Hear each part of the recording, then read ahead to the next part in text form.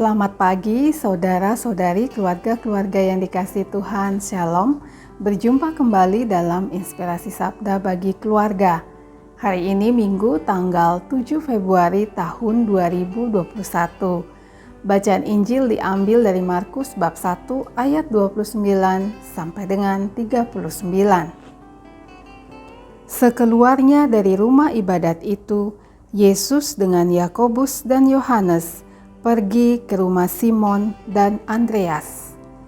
Ibu mertua Simon terbaring karena sakit demam. Mereka segera memberitahukan keadaannya kepada Yesus.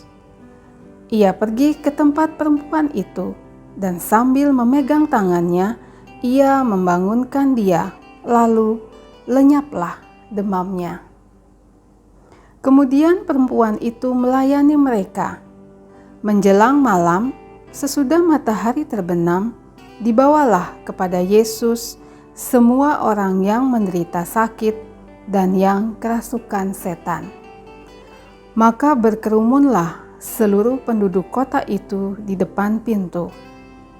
Ia menyembuhkan banyak orang yang menderita bermacam-macam penyakit dan mengusir banyak setan. Ia tidak memperbolehkan setan-setan itu berbicara, sebab mereka mengenal Dia. Pagi-pagi benar, waktu hari masih gelap, ia bangun dan pergi keluar. Ia pergi ke tempat yang sunyi dan berdoa di sana. Tetapi Simon dan kawan-kawannya menyusul dia. Waktu menemukan dia, mereka berkata, "Semua orang mencari Engkau."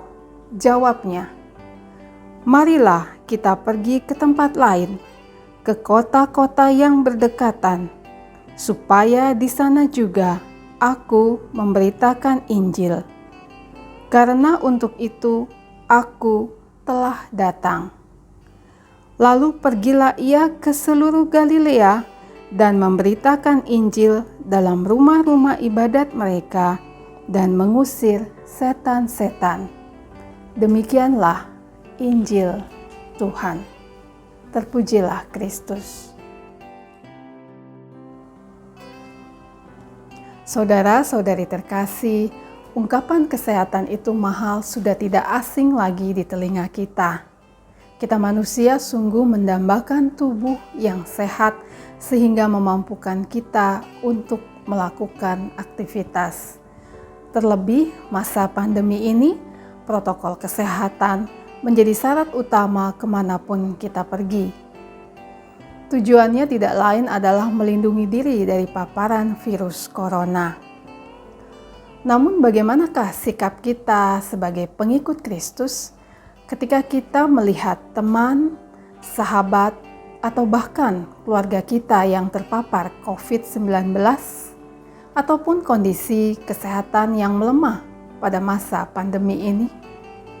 Tentunya, sebagai orang yang beriman kepada Tuhan Yesus, tindakan nyata dapat dilakukan dengan cara memberikan empati, menanyakan kabar perkembangan kesehatan orang-orang yang kita kasihi melalui telepon ataupun pesan singkat. Turut membantu meringankan beban sesama yang menderita melalui pemberian materi ataupun bahan-bahan suplemen yang dibutuhkan. Juga tentunya berdoa, berserah kepada Tuhan bagi mereka yang mengalami penderitaan atas segala usaha yang telah mereka lakukan. Penyebaran COVID-19 begitu cepat, terlebih jika kondisi fisik kita melemah. Demikian juga COVID-19 telah menimpa kakak kandung saya, istri dan anak. Butuh proses kesabaran, berserah untuk melalui masa sulit tersebut. Namun puji Tuhan, setelah menjalankan isolasi mandiri selama sebulan lebih, kini hasilnya sudah negatif dan boleh beraktivitas kembali. Semua itu tentunya berkat kasih dan kuasa Tuhan, menjalankan protokol kesehatan dengan lebih baik, mengkonsumsi obat-obatan untuk memulihkan kesehatan, juga dukungan, perhatian, dan kebaikan dari sesama yang sudah Tuhan siapkan. Seturut dengan bacaan Injil hari ini, dikisahkan di mana ibu mertua Simon sakit demam. Sahabat Simon dan Andreas, yaitu Yakobus, Yohanes, memiliki rasa peduli kepada ibu mertua Simon yang sedang sakit. Mereka langsung memberitahukan kepada Yesus mengenai sakit yang diderita ibu mertua Simon dan berharap akan terjadinya mukjizat. Sebagaimana yang kita imani, pribadi Allah hadir dalam diri Yesus.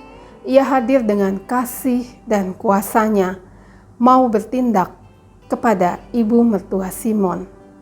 Lalu lenyaplah demamnya. Setelah demam lenyap, mertua Simon melayani mereka. Setelah itu banyak sekali mukjizat yang diperbuat Yesus, sehingga banyak orang datang untuk disembuhkan. Namun menyembuhkan orang-orang sakit bukanlah misi utama dari Tuhan Yesus.